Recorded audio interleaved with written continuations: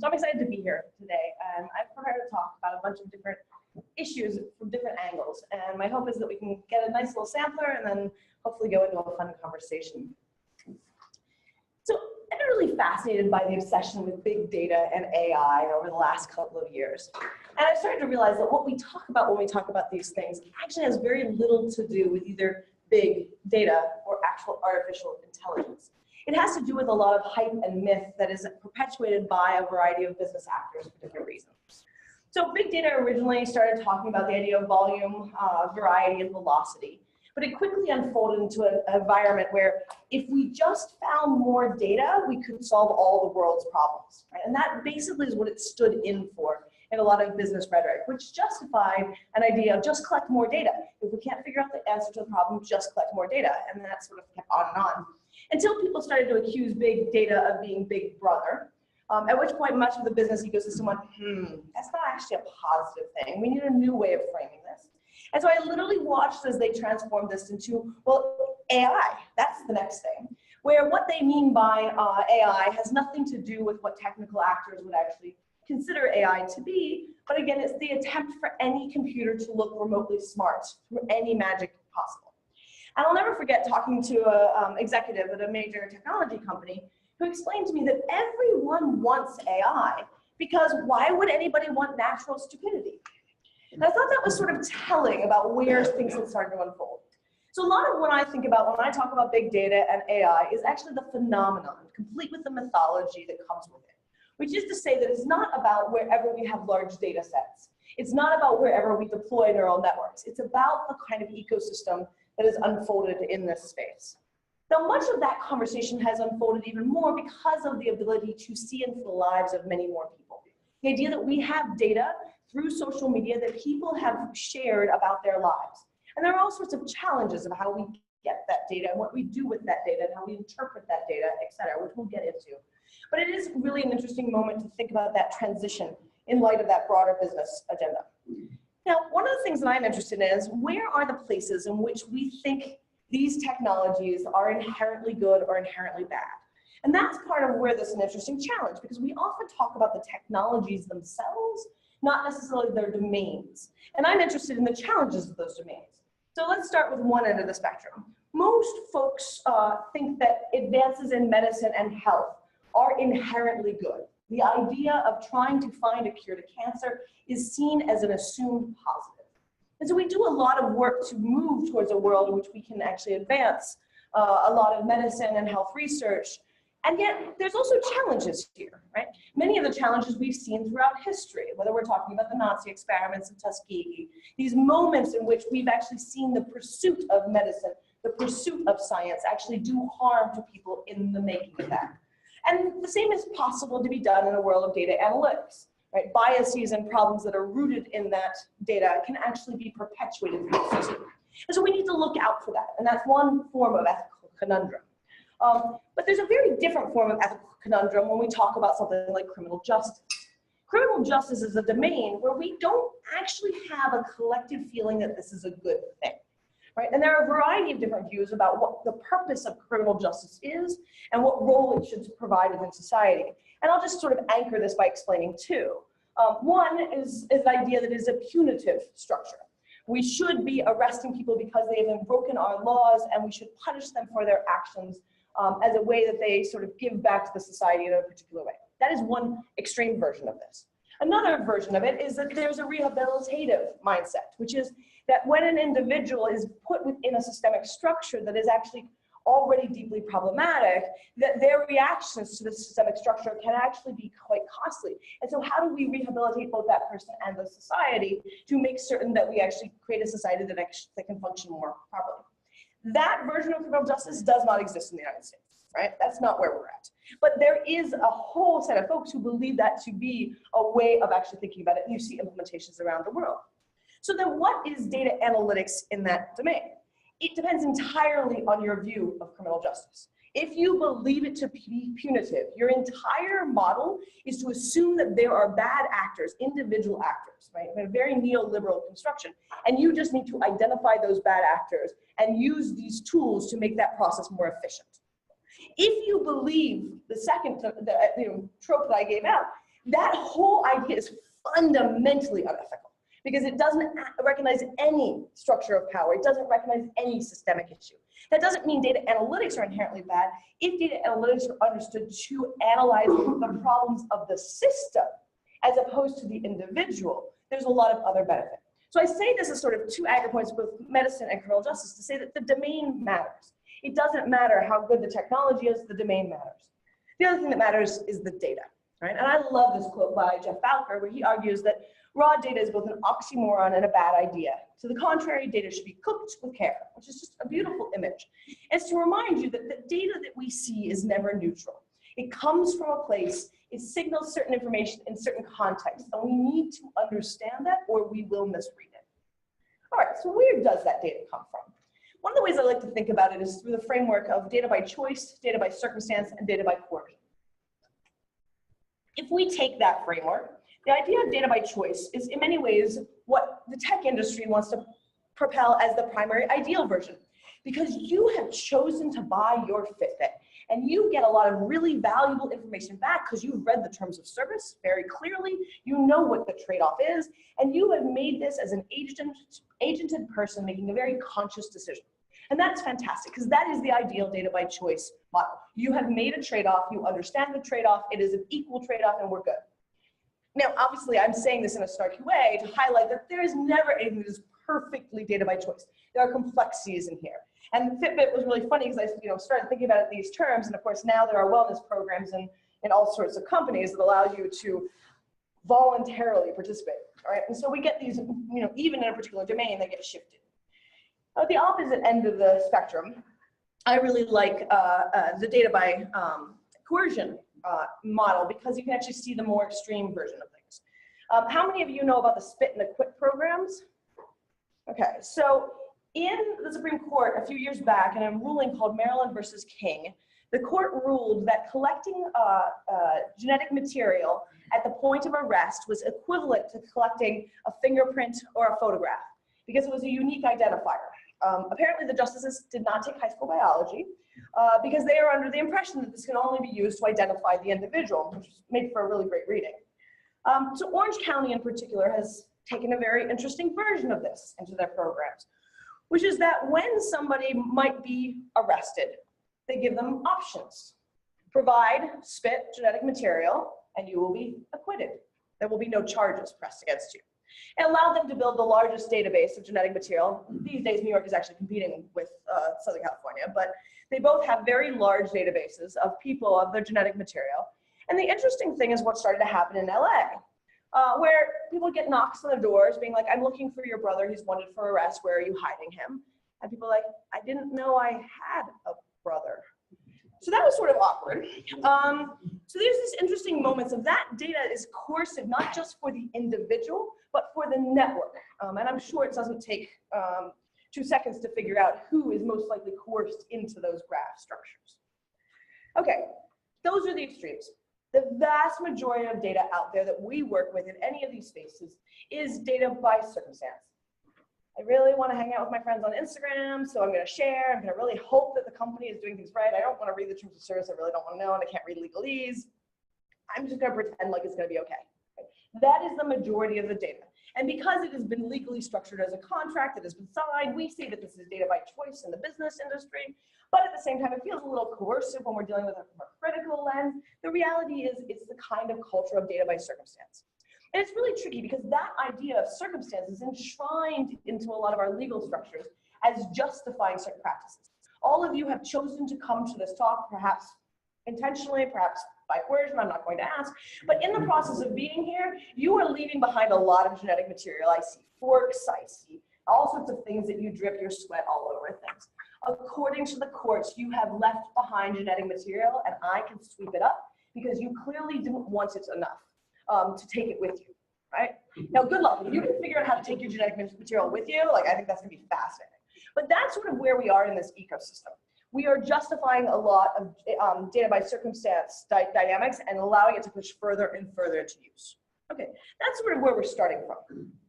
Now, what are we doing when we make sense of that data? How do we start to interpret it? What are the practices at scale? I want to start with discrimination. most likely, if I say the word discrimination, you immediately think about the social dynamics, about the dynamics of prejudice, about the dynamics of harm that is created due to abuse of power through discrimination. But fundamentally, discrimination in a mathematical or economic sense is about segmenting populations. These are not domains that have a theory of power, right? And so the idea of discrimination is to segment. And one of the biggest challenges is that we assume that the process of segmentation in a technical sense is an inherently good thing. We don't necessarily grapple with what happens when we start to use that in a slippery way to start asserting power.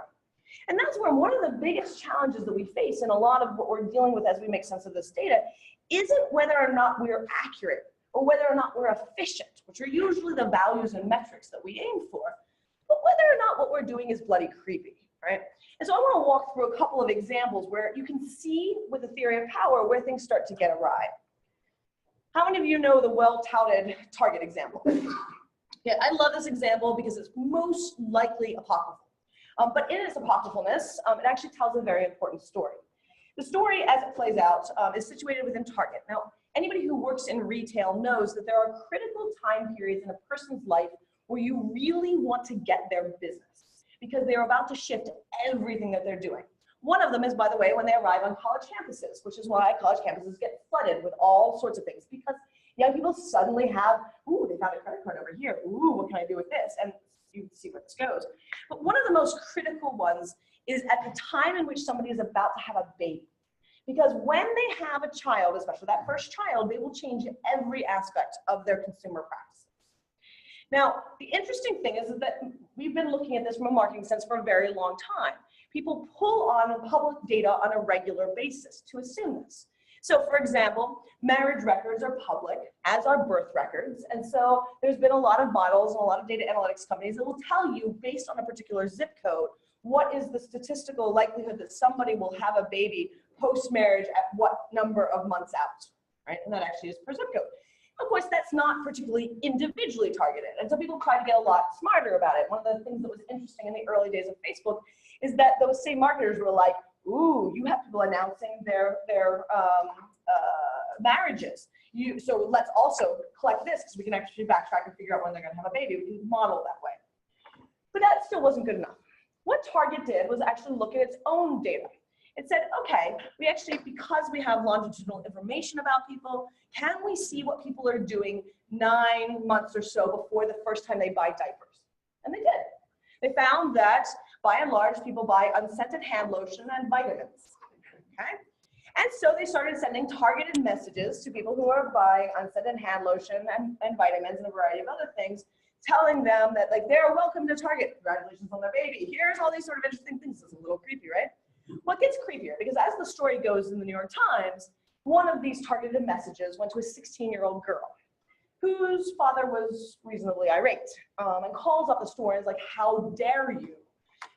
And what happened at this point is, of course, the person at the end of the store is like, I don't know what to do. I'll have manager call you back, right? Manager apparently calls back a couple days later, and as the story goes, the father says to the manager, there are things in my household that I didn't know about. In other words, Target figured out that she was pregnant before her father did. Again, that part is possibly apocryphal. I'm not going to even critique that. What I'm delighted by is Target's response to the big New York Times article. They decided not to backtrack their creepiness, but to mix the kinds of ads that they would send with those creepy ads. I live here in Manhattan. I get ads from Target for lawnmowers. I can promise you, I don't need a lawnmower. But by signaling that they don't know who I am, alongside the idea that they do know who I am, that plausible deniability gives them a certain power. So that's sort of this interesting dynamic of where creepiness even tries to obscure its own creepiness. Now, another example that I like is from Mike Onaney, who's a professor at the University of Southern California. He was downloading Grindr, which is a location-based dating app primarily used by gay men. And he was downloading it on his Android phone. And what he was interested in was what was the next recommended app that he should download. For those whose vision is as bad as mine, that says sex offender search. So, now if you know much about politics in America, you know that gay men have been homophobically accused of being sex offenders throughout most of American history. And now it's no different, even if we are more open towards queer culture. And so what's interesting is, how did this get there?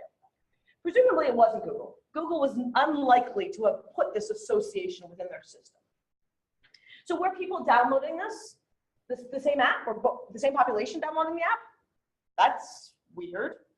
Was there something about the language in the apps that make these things connected in a recommendation structure?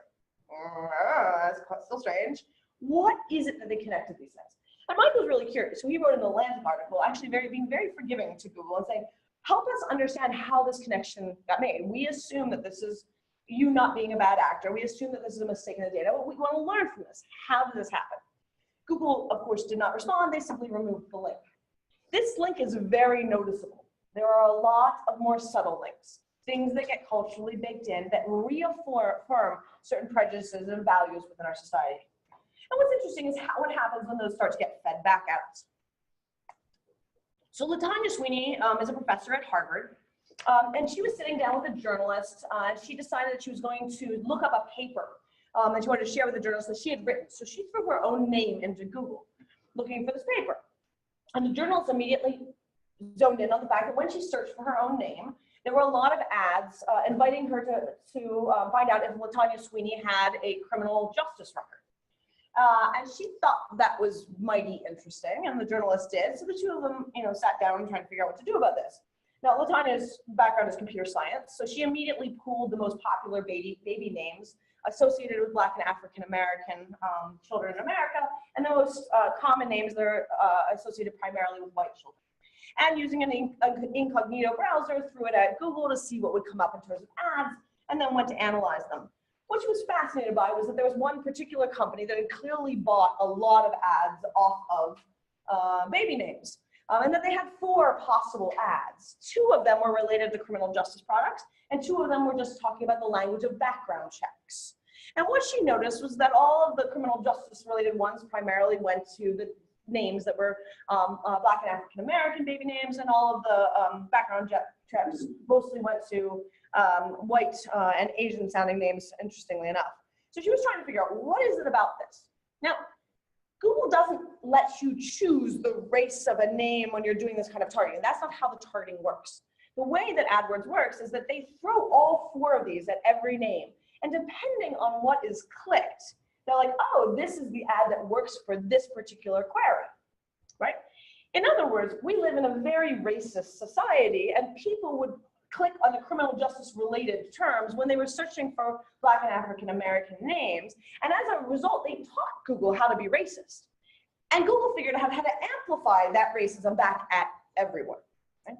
And that's sort of interesting, because that's how these systems start to not only take in prejudicial thinking, but they amplify them. Now, part of the problem is what Michael Golubieski refers to as data voids. And this is sort of an interesting frame. Michael is at Bing, and he's been struggling about how to deal with a variety of the so-called fake news problem. And what he struggled with is that one of the challenges in search queries in Bing and in Google is that there's a variety of terms for which there is no good data, right? Which is to say that no one writes a web page of did the Holocaust happen in a positive, let's talk about the history way, at least not until it becomes a big deal and we actually have to talk about Holocaust denial. And even if we start to negate these things, it doesn't take long to get to some pretty atrocious stuff. Likewise, people don't do queries like white pride, beginning with a particularly healthy sense of that term. And a whole variety of other, autocompletes. Did Jews never ends well, right? That's not a query that you want to start something with. And these are challenges because one of the things that these systems rely on is that there's reasonable data, and the data is evenly distributed across a whole variety of different dynamics. And as a result, you get pockets of places in the search domain where there's pretty horrible stuff. Now, why is this important? Because one of the things that we know whenever we're dealing with large data sets is that we have to deal with sparseness on a regular basis. And what do we do with that sparseness? That sparseness, we are just hoping that the data that we have is good enough to approximate across all the other stuff. But in some domains, that is not true at all, right? And search is just a really clear one in this. And we can talk about where this goes terribly awry in a bit. All right. Next stage, what happens when we have people that want to explicitly manipulate data? And there's a variety of reasons why people want to do it. I'll start with one that's really lightweight. Back in the day, when MySpace was something people actually enjoyed visiting, for those of you who don't know MySpace, it was actually a site kind of like Friendster that was used many years ago. MySpace was really popular. It was actually at the time, it was the only major social media. And I was one of the few people studying social media, so I was invited to a marketing panel. At the time, I couldn't even tell you what marketing was, and so I was very confused as to why I was there, and I didn't know how to respond to this panel.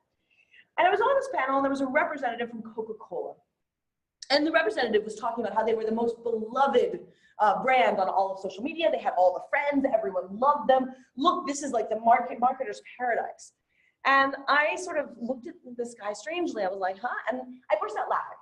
This is not a way to make friends on a panel. I don't recommend it. Because the moderator then looked at me and said, why do you find it so funny? I said, I had noticed how unusually popular Coca-Cola was. And so I started to investigate. I started asking people what they were doing, and I quickly realized that's not the Coke people were referring to. So that was awkward. So they were using Coca-Cola, they were using the brand to make a different association. Now, I spent a lot of time studying teenagers, and I used to love watching the various practices that they had to manipulate all the tools around them. I'll give you two great examples. One is I sit on Facebook when that was actually popular with teenagers and sort of look at what they would post into their status updates. And I kept seeing things like this. What you up to, Nike? I'm bored. And I was like, what does Nike have to do with anything? And so teenagers had quickly realized that Facebook's newsfeed did not give you everything your friends posted. And so they had come to the conclusion, accurately or not, that if you added brand names or BuzzFeed links into your status updates, regardless of what the actual status update was about, they were more likely to get highly ranked in your friends' feeds. So just start throwing different kinds of content that you thought might be recognized by the system. Now, I don't know whether or not they're right. I actually think that they were. But the reality is they made a mess of the data, right? Trying to find ways of gaming it, just for a lightweight way of working within the system.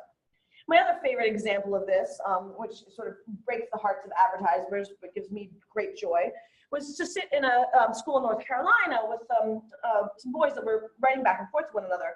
It was one of those schools where all social media was banned, but they used Google Apps. So as a result, they could be on Gmail all day. And so I sat down with this kid, and he was writing a message to his friend, and then he sort of returned characters a bazillion times, and they wrote a bunch of other stuff much further below, and he highlighted it, and he changed the color to white. So he had white text on white background. I was like, what are you doing? What does that say? Why are you hiding it from it? He's like, it's because it's funny. And I was like, okay. I'm like, so let me see what it is.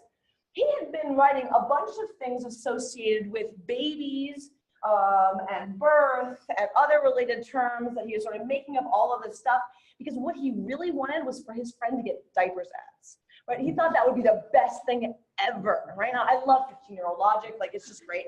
But what you could see was that he was trying to work within the system to mess with it as a way of controlling it. These are lightweight games. These happen all the time. But of course, things start to get more sophisticated depending on what your game is. I'll begin with the one at the bottom right-hand corner. If you missed, this is the beginning of what we usually talk about in hardcore as Google bombing. So Rick Santorum, I'm from Pennsylvania. He was our beloved senator. I can't say very much nice things about him. He had the nerve during the height of marriage debates to say that he would never support marriage because homosexuality was the equivalent of bestiality and pedophilia. Some folks didn't take too kindly to that, starting with Dan Savage. So Dan Savage said, how do we get together and find a way that Rick Santorum will never forget what he said? And so someone got a bright idea to make a website where they defined Santorum as a frothy substance associated with anal sex, and got everybody they could think of to link to that page when they linked to Santorum. And then, of course, the media started covering it as a phenomenon, only amplifying it. To this day, you will almost always find this delightful website whenever you search for his name, usually in the top 3. So this is a way of making a political statement. A very different political statement might be seen in the upper left-hand corner. Time magazine used to arrogantly say that they were in the best position to choose the 100 most important people in the world, which was always a little peculiar but fascinating nonetheless. And so what they were going to do is they were now going to invite the democratic populace to participate in this, otherwise known as the internet. That doesn't end well. And so the internet, of course, was like, game on, this is fun, particularly out of a site called 4chan. If you don't know 4chan, read the Wikipedia entry rather than visiting it. But they decided they were going to mess with the list. And then in messing with the list, they decided that not only were they going to mess the list, but once Time Magazine started to see them messing with the list, they were going to fight back because it was sort of a war between the two.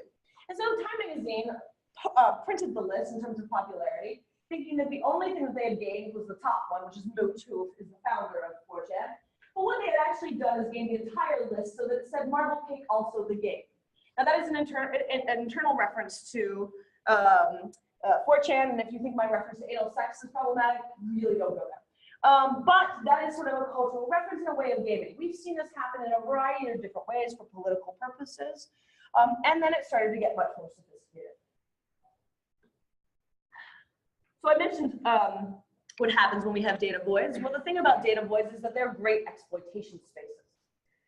And so when Sutherland Springs, when there was a shooting, a live action shooting in Sutherland Springs, I got the notice and I immediately went into communities that I track to try to mess with everything. And I was wondering how long it would take them to try to mess with broader systems, knowing full well that they would want to associate the shooter and the town and anybody who was searching for these terms with either Antifa or with ISIS or ISIL. And it really was going to depend on the race of the individual, because when they are white, you associate them with Antifa. When they are not white, you associate them with ISIS. So it took about 7 minutes to figure out the race of the shooter amongst them. So they were all on for Antifa. The reason why Antifa is important is that these are far-right groups who have been propping up Antifa as their far-left counterpoint in order to make certain that they've got false equivalency in all major media. They run thousands of Twitter accounts pretending to be Antifa, so much so that 2 days ago, the New York Times once again quoted a fake Antifa account, which was one of their accounts. And so it's a question of how long it would take them to mess with the entire system. They got Twitter to trend in a matter of minutes. They got Reddit to be at the top pretty quickly. They managed to completely pwn Google within 36 minutes. Okay, so they had so that anytime you would search for anything related to that shooting, you would get a question about whether or not it was Antifa that really was behind the shooting. Not only that, they went after journalists, which is an example from the upper left-hand corner. That took about 2 hours, and they basically target them across Twitter in order to get them to write the story. Now, the thing that's sort of interesting about the story is it wasn't actually about the story that they cared about, it was about Google News that they cared about. And so this headline is actually really important, because Antifa responsible for Sutherland Springs murders, according to far-right media. Google only shows the first 6 words of a headline. So in other words, Google and its Google News algorithm put at the top of the deck, as the stuff was all reporting, Antifa responsible for Sutherland Springs murders. Okay? That's a way of manipulating things. A huge chunk of it is to get different conspiracy theories into broader ecosystems and to mess with things. Here's one that's in the middle of happening. So, can you guess what the search term is?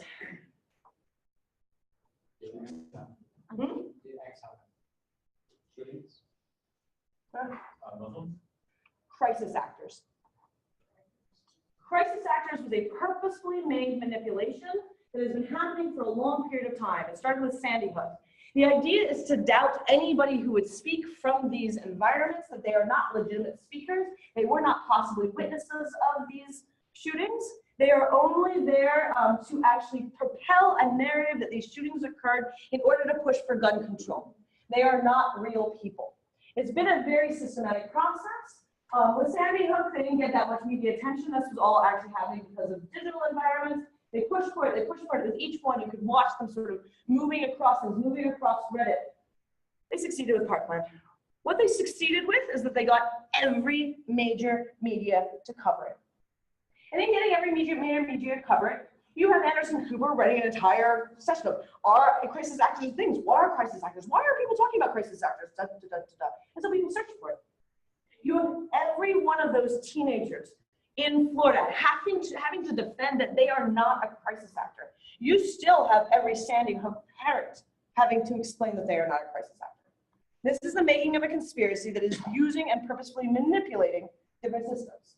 Now, part of how they manipulate that is trying to think about all the different ways in which they can manipulate data and have fun with it, because they're moving between online and offline environments. They're also playing very interesting tricks. My favorite is Pizzagate, which on the surface is a crazy conspiracy theory. If you followed this in 2016, the idea was that there was a pizza shop in Washington, D.C. That was regularly visited by Democrats, and this was found in John Podesta's emails. And so the theory started to emerge that it was Hillary Clinton was running a sex trafficking shop out of this pizza shop. But the reason why this is sort of interesting is that if you know these communities, not only do they think that Clinton is the devil, people who study sex trafficking know that before the internet, feds were regularly busting cases where people were buying and selling the abuse of children through coded references on the phone to pizza. And they justified that she would possibly be doing this because she was covering up both for her husband's misdeeds and for her primary aide's husband's misdeeds. And it's hard to describe Bill Clinton or Anthony Weiner as the most responsible sexual actors. So this is sort of where this all began, but it was a conspiracy theory nonetheless, but it was a test. And the reason why it was a test was they wanted to see if they could get the media to negate it. The whole point was, can you get the media to negate it? Why? Well, in summer of 2016, they ran this group that I was tracking was running a online community of trying to teach each other communication skills.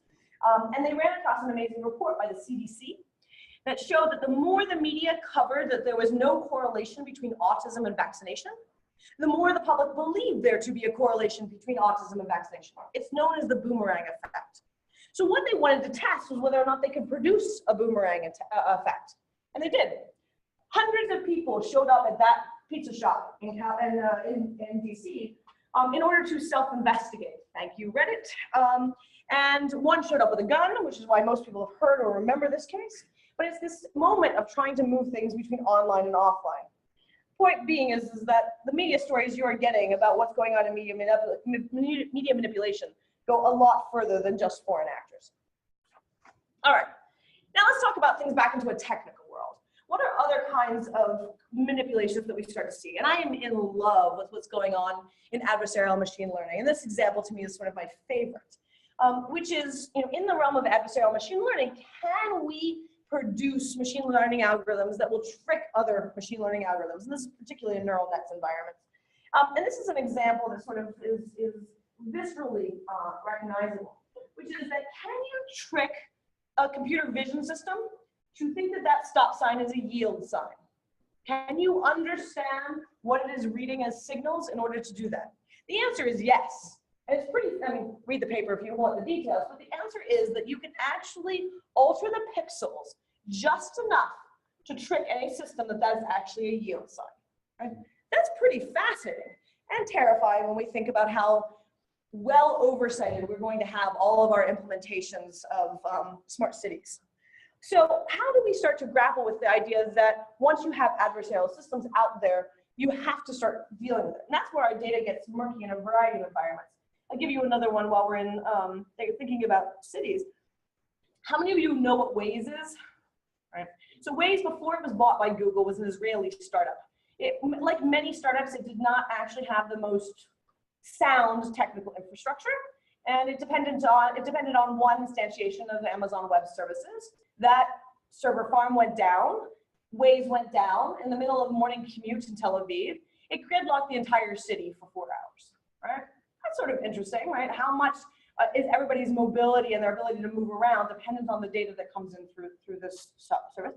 Now, of course, the question is this a fluke? If you know much about Israeli tech scene, they're almost all former intelligence. And as a result, they were like, oh, let's see if we can actually replicate this. And they did. And they DDoSed the system and brought the whole darn city down again. Right, so what is it that we make all of these broader systems dependent on data? How do we recognize that and recognize that when we've got malicious actors, we need to be thinking about sociotechnical vulnerabilities. We need to be thinking about an entirely new mode of security. So one of the things I've been thinking a lot, along with my colleagues, and particularly Matt Gertson, is that we've built a culture of security where we understand the importance of white hat hackers. We understand that no matter how well-intended we build our systems, we need to make certain that we can identify when they are going to be exploited. And the question is, can we do the same in a trolling ecosystem? What do white hat trolls look like? Because our adversaries are going to not just be about penetration or access, they're going to be about manipulating the entire landscape. How do we prepare for that? All right, let's get us out of those dark spaces and back up to saying, what is it that we're even trying to do? Why are we building these large-scale algorithmic systems? A part of it is that most of these things get implemented in a particular business or government logic, efficiency, the importance of automation, accuracy, these idea of distancing. But there's also some places in which we can start to see some opportunities and some unique challenges. I'll start with an organization I'm a part of. Crisis Text Line is a phenomenal service. It is a counseling service for people who are in crisis that allow them to contact people 24/7 via text message and speak to a trained counselor. Now, what that means is, unlike phone systems, we actually have all of that text. So what can we ethically and responsibly do with that text? The mission is to make certain that we are helping people in crisis. But one of the biggest problems we run into is that no one knows how to do that well, right? Mental health is not something we're particularly successful at. We don't have a lot of training. It's a really hard challenge. When you talk to the National Institute of Mental Health, you realize how limited data they have. When you talk to a trained professional, they talk about their own experience, but maybe they see 8 clients a day. How do you learn successfully from everybody else who is trying to do this work? And that's part of what we sort of proposed with regard to Crisis Text Line, which is that we analyze this data in order to improve the skills of our counselors, in order to say, hey, this other thing happened over here. It might be like what you're seeing here. Might that actually give you an opportunity to level up? And the idea is, how do we keep leveling up our counselors so that they can be the best first responders to anybody in a crisis? That's augmentation. And that's augmentation where all of the incentives align. What happens when we've got augmentation where the incentives don't align? This is really noticeable to me through risk assessment scores. We're back in criminal justice, my favorite space. And so risk assessment scores are used as one of many pieces of information given to a judge in a variety of different contexts. And I'll sort of start with pretrial bail. So the idea is that a judge has a variety of information as to make a decision about whether or not this person is a risk to the community and should be given bail. Now, when you talk to justices, they say, we don't use that information. It's a black box. We don't know where it comes from. But the funny thing is that they start to change their patterns. Because it's actually pretty comfortable when the risk score tells you, let this person out, and you come to the conclusion to let this person out, you're gonna align and you're going to let that person out of bail. Fantastic. And if the score tells you, don't let this person out, and you think don't let this person out, no problem. What happens when you as a justice have an inkling that maybe the score is telling you something that contradicts what your feeling is? How much are you willing to go against that recommendation? Well, let's acknowledge many justices are elected. They're going to think a lot, hard and carefully about what kind of trouble they may get into if they went against that algorithm and something bad happens. They're going to go think really hard, even if they're trying to figure out how they're being accountable in a higher position, right? Because it's not that they're going to listen to the score. It's that they're going to be very cautious going against the score, because the political stakes are high. And that's how we subtly move ourselves into letting algorithmic logics dominate. And this is a quote from Alistair Crowell that I really like, because one of the things he's pointing at is that huge amounts of our predictions, no matter how not accurate or not they are, the more that we actually assume them to be accurate, the more that they become the actual social fabric, the more we actually dismantle what would we normally think of as social fabric. Okay, so the answer right now, we should put humans in the loop, right? Make certain humans are really involved in every part of this, so we make these systems as ethical as possible. And that's something you will regularly hear as a solution. So I'm going to puncture that a little bit for a second by starting with the work of Madeline Ellish. Madeline was interested in the Federal Aviation Administration's regulations around autopilot. And one of the things that she found is that in the 1970s, there was a decision made that while we could get rid of the people who were basically doing the max, we had to keep a pilot in the plane in case of emergency. Okay, so that means if you've flown in a recent period of time, you've probably heard that captain come on with that very perfected voice to be as calming as possible, telling you that everything is under control, right? And that voice was actually perfected. I actually love the class that they take to get that voice. It's amazing. But that person that is sitting in that cockpit has not actually flown a plane in a long time. That plane is flown in an autopilot mode with that person sitting there and babysitting that plane. And yet they are expected, they've been de-skilled on the job over decades, and they're expected to step in at the point when everything goes wrong. This doesn't work well, right? And so as a result, let's be honest, most of those planes, when everything goes wrong, the pilot's dead, so you don't actually know what happened there. Because what the role of that pilot is not as the person who's supposed to be more powerful than the technology. It's the liability sponge for their airline industry, right? They are to take the pain and receive the pain for when the technology malfunctions. Madeline talks about this as a moral crumple zone, which is, if we're in New York, a crumple zone is the part of the car which actually receives impact. So the idea of a moral crumple zone is that you put the human there to receive the impact. Now, you sitting in New York might think, but Sully, right? The landing on the Hudson. My grandfather is a pilot, and I sat down with him after that case, and I was like, "What do you think, Grandpa?" And he's like, "It's a miraculous landing." And I was like, "Why is it a miraculous landing?" And he went into physics, which was delightful, but not necessarily helpful to my question. And I said, "Why do you think he did it?" And he's like, "Well, he's the guy that trains everybody every weekend on how to do emergency landings." I was like, "Oh, so he's been practicing every weekend how to do these things." "Oh yeah, he knew it inside out. No other pilot knows how to do that." I was like, "That's not reassuring." So, unfortunately, Sully has retired, but otherwise I'd recommend tracking all the flights that he flew. Okay, now that doesn't mean we can't actually start to remedy some of these automated systems. And so I'm going to give you another example where I think that there's sort of a more positive intervention. Sorel, Friedler, Suresh Venkatasamarayan, and their co-authors were really interested in some of the problems that emerge in hiring algorithms. These are the systems that are used by companies like Walmart that receive all sorts of resumes and try to determine who they should interview. And the way that those third-party systems are actually trained is to say, let's find all of the previous employees and whether or not they were successful or not. They don't really look for what the factors of that might be. And indeed, some of the factors are deeply problematic, like things like how far the person lives from the Walmart. So one of the things that was sort of interesting to this team was, can we find a way of not allowing this system to basically find proxies for protected categories? Distance to work is basically a proxy for race in most parts of America. So can we find a way of actually thinking about the EEOC, the Equal Employment Opportunity Commission? They have a series of protected categories. You'd recognize them: race, sex, religion, ethnicity, etc. Can we find a way of doing this? And they found a way to renormalize the training data. They knew the training data was biased. They find a way to renormalize the training data in order to not allow that to train the system.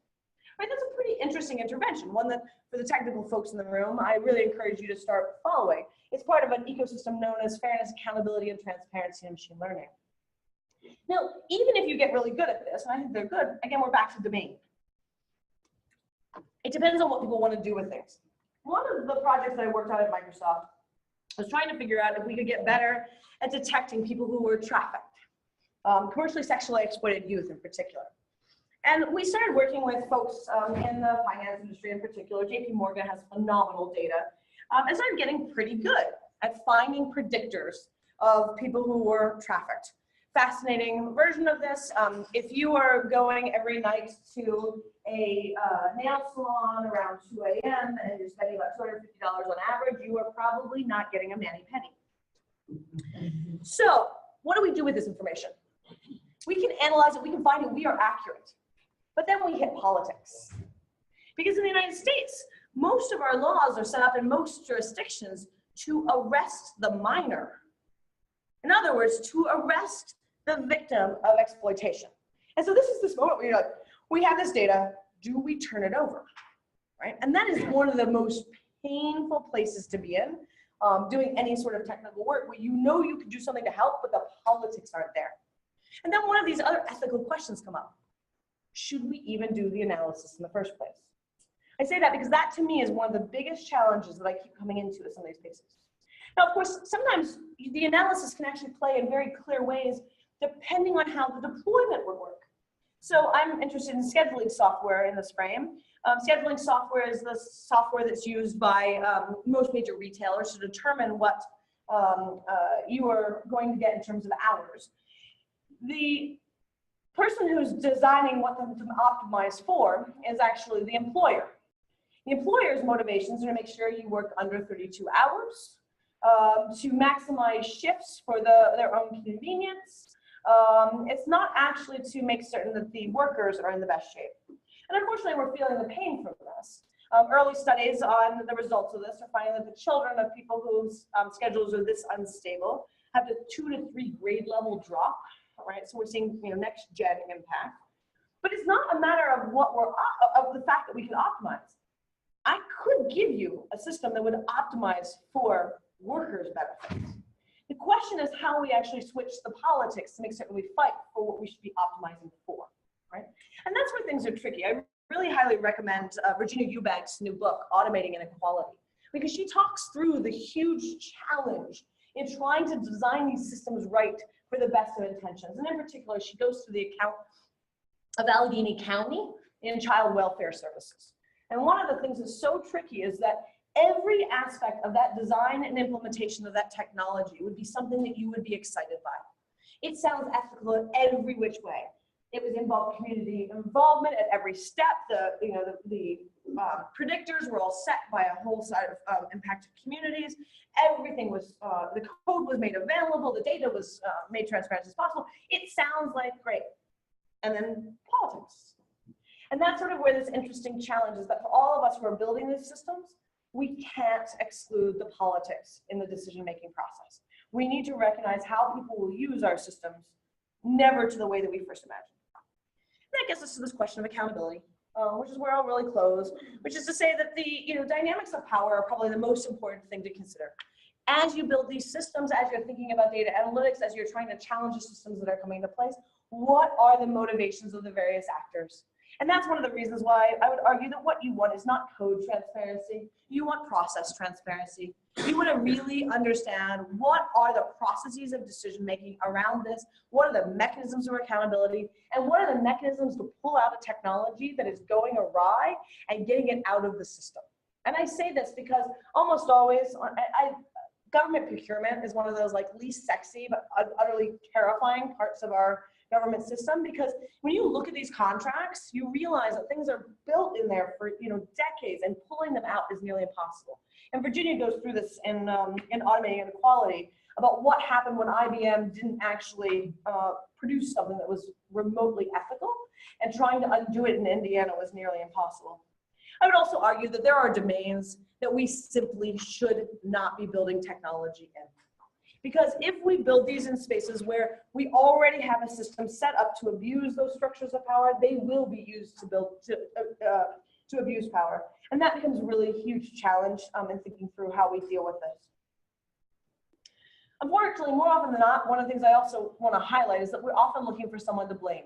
We use these technologies to distance. We say, oh, the algorithm is the thing that told us what the answer is. And I want us to always shy away from this, right? How do we make certain that we understand what's at stake and that we constantly push until we do? So I would say as the world becomes much more socio-technical, we need to recognize that technology is going to amplify the social, which is to say it's going to amplify the good, bad, and ugly that already exists. It's going to make visible things that have long been latent, and it's going to give voice to folks who have nefarious ideas. At the same time that we see a ton of positive from it, right? When we can cite those positive, we can see those moments of amplification that are equally positive. But for us to build and deal with these systems, we need to hold simultaneously on to that positive and on to the possible nefarious uses in order to make certain that we build a system as stable as possible. Thank you.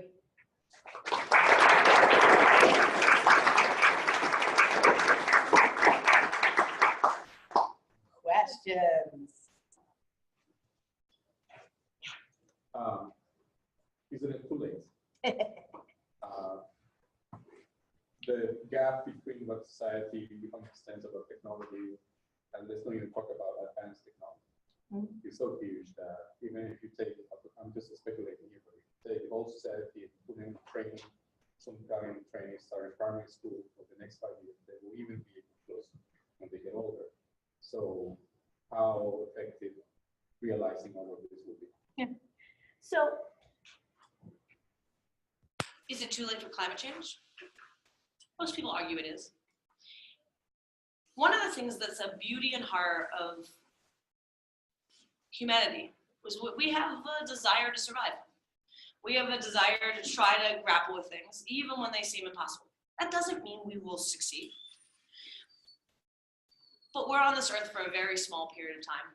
And I believe that one of the responsibilities we have is to do what we can with that time to try to make things a little better.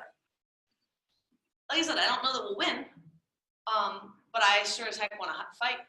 I also want to make certain that, you know, we're in an educational institution. You have an entire generation of students that are going to go out into the workforce. How do they understand these systems? How do they understand the complexity of it? And how do you build a next generation who's going to be as informed as possible to challenge wherever this goes? Now, I don't know that all of the endpoints are actually going to be pretty. In fact, I actually think things are going to get uglier for a while. And the question for me is sort of how, in light of that, can we push back? But I actually think that we have an imperative to do so. And I would argue, especially in a place like here, you're educating a next generation because somewhere in the back of their head, you think you can make a difference too. Yeah. So you said a few minutes ago that we shouldn't build certain technology. And the question is, I guess, two-part question. One is what you mean by we, is it society? If that's the answer, then what does a conversation about what types of things we should and shouldn't build look like? Who are the kind of people at the table? How do you structure that? Right. You know, part of it is I'm using we in a loosey-goosey way because you come from a variety of different environments. You know, practically one of the things that I have been invested in doing is walking into a variety of particular companies and saying, no, don't build that. And it's ironic, but like in many ways, I pride myself more on the technologies that I've stopped than the technologies I've created. It's a weird place in my life. So I think there's different versions for different we's. If we're going to discuss we as a public citizenry, I think a lot of it is actually having a voice to say, I understand this looks good, and no, I will not tolerate it as a citizen. And part of it is that, you know, some of the fight's actually pretty simple, which is to say that almost everyone is convinced by the various vendors that work in the space that it will be cheaper. I can promise you it will not be cheaper. In fact, we have a ton of data that shows it is not cheaper. And so this is actually a way of even getting at people without dealing with morality, is to say, this is not, they're pulling the wool over your head. This is not actually cheaper. Here's why it's going to cost you so much, and eventually it might cost you your political seat. So that sometimes is useful. Sometimes it's actually pretty funny when you realize how little some elected officials understand about technology. I will say I was in a pretty entertaining conversation with our beloved senators, where one of our senators, perhaps from the state, was explaining to me about how this technology that they had approved was going to make everything better. It was so clearly going to be cheaper, and they didn't understand why they were being asked for more money to do it. And I sat there and I was just like, I literally didn't even know how to respond. And delightfully, Senator Harris looks at this senator and says, healthcare.gov. And it was this really interesting moment where those are the places. Now, there are other we's, right? Which is to say that depending on where you stand, you are an investor, you are a consumer, you are, an educator, you are a variety of different places, and each one of those we's can push back. And I think one of the things that's been very interesting to me is that even the things that seem utterly impossible, there are moments where things spark up. And I sort of the horribleness of Parkland, but it's pretty phenomenal to watch that group of young people. And what does that mean to spark that energy in your own campus? What does it mean to spark? I don't think it requires an active shooter in order to spark people to understand that they too can have a voice in these complex systems. Mass incarceration is not going to disappear in the next 10 years. Our criminal justice system isn't going to move radically.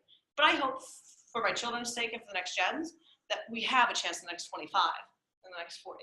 And that starts now. Yeah. So I was an undergraduate here, so a few years ago we had our mandatory engineering ethics talk. I was really excited going in, and basically the entire conversation was just about due diligence. How not to be so incompetent at your job that you end up poisoning a river. I find even at a school like Columbia, where we have this great common core, and there seems to be a lot of push to get students into humanities classes, there's very little discussion about ethics. How do we change that? How do we introduce it? And really, what is our place to preach to students? So my original background is computer science. So I took a pretty standard core that many people took. And I'll be honest with you, at the age of 18, the last thing I could have handled was like being lectured at about ethics. I probably would have fallen over and gone to sleep and ignored every aspect of it.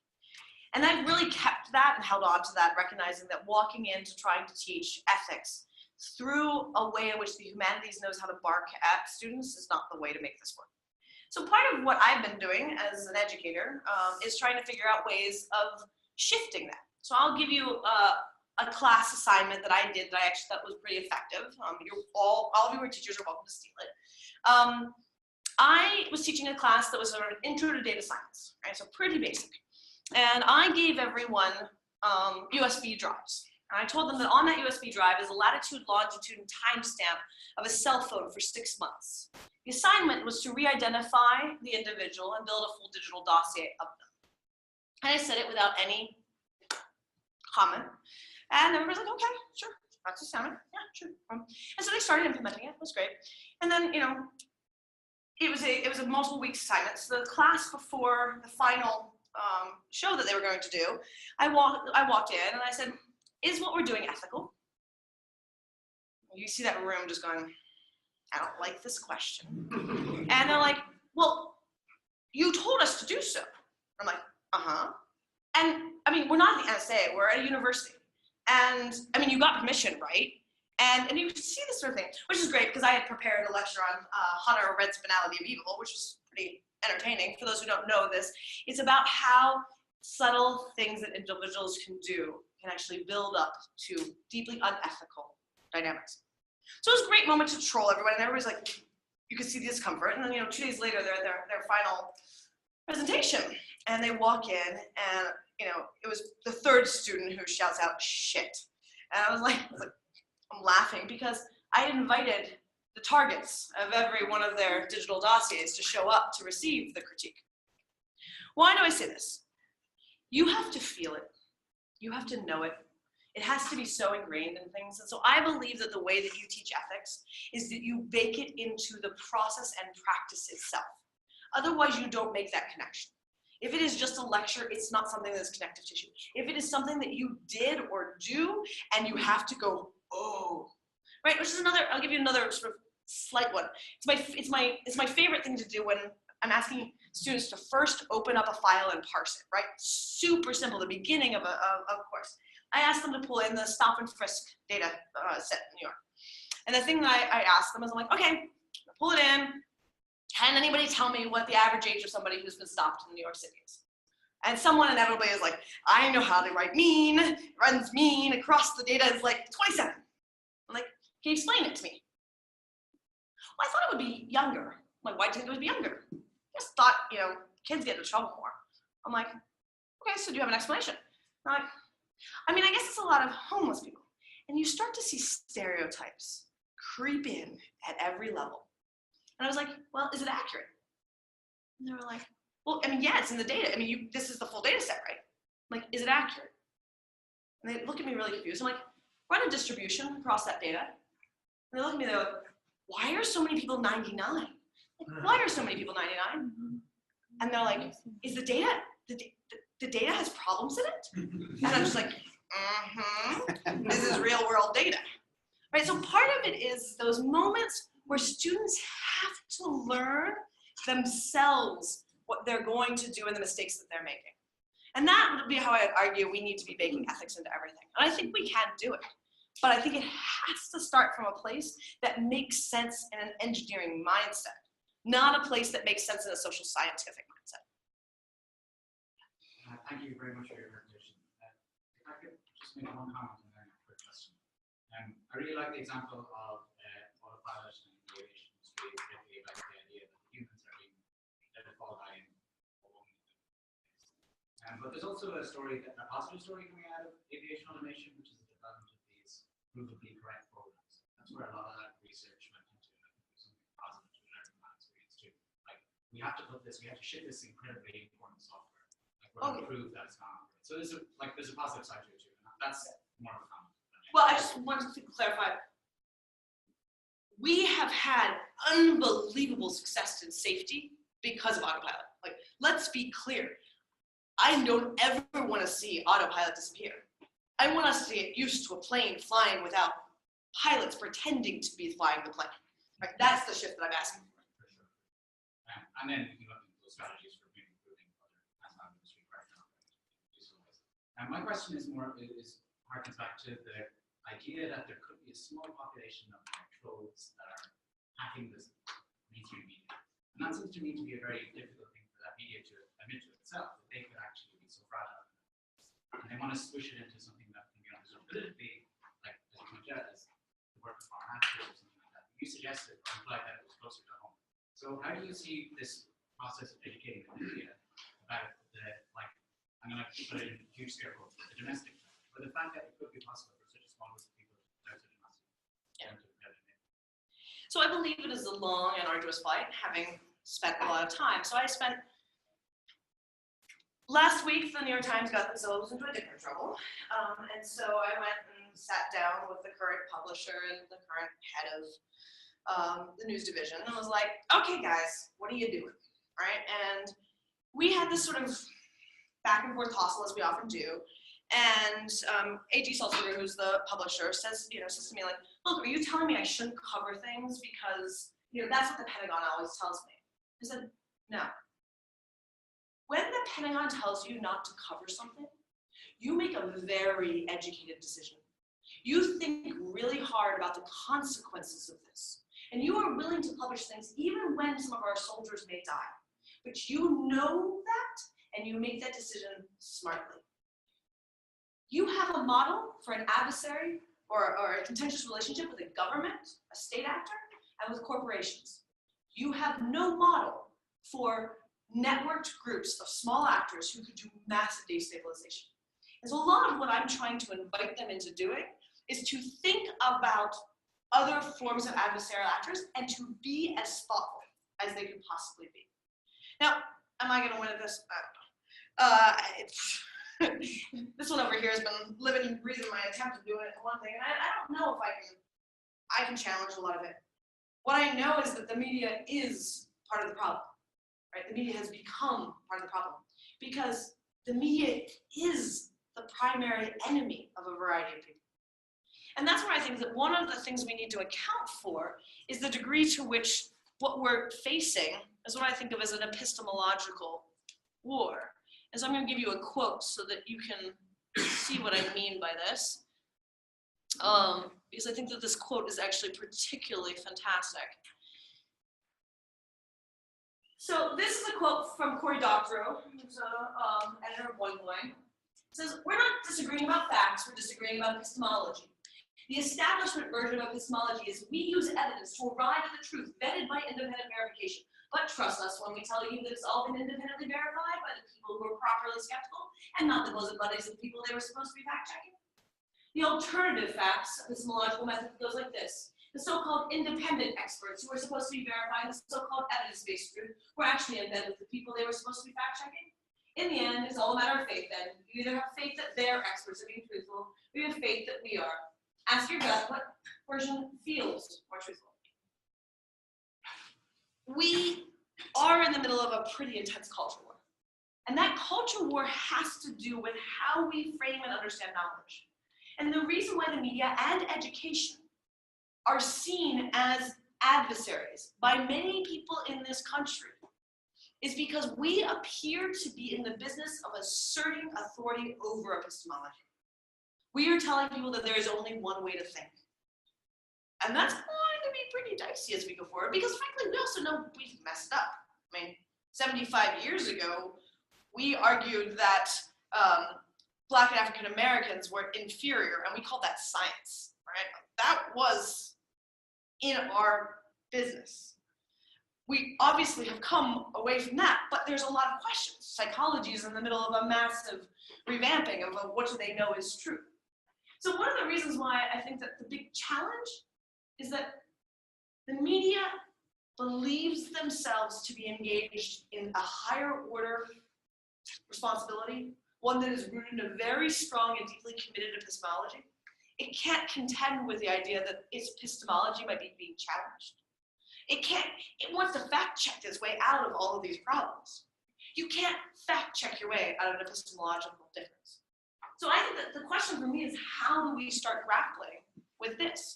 And I say this because I think the one place where you can really go at this when you sort of pull at history is to realize that this is long-standing. This is religion versus science. This is, you know, native cultures and medicine versus Western medicine. This plays out different ways.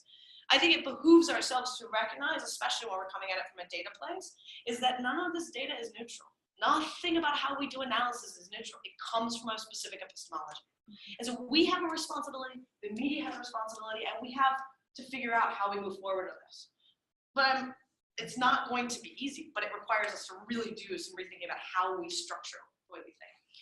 I think I'm gonna end the formal session, but I think if Donna has some time, we can have some informal discussion after the session ends. So let's just thank our speaker again.